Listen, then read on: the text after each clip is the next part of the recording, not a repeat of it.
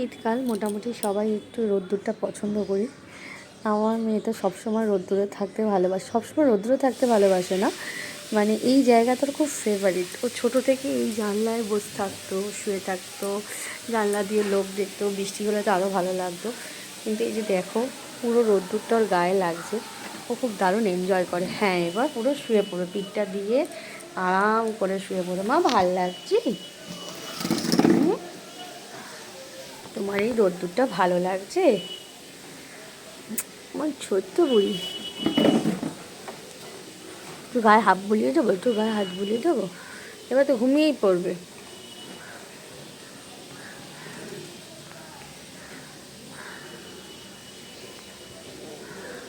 খুব লক্ষ্মী মেয়ে।